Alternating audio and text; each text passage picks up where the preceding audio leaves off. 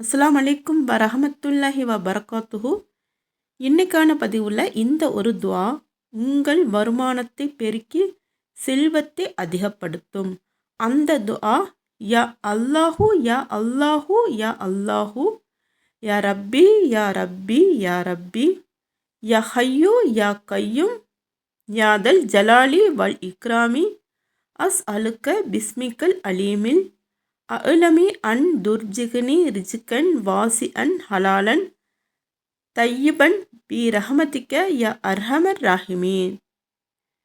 இந்த துஆவை காலையில் சுபுஹு தொழுததுக்கப்புறம் 3 தடவை ஓதிட்டு வரணும்.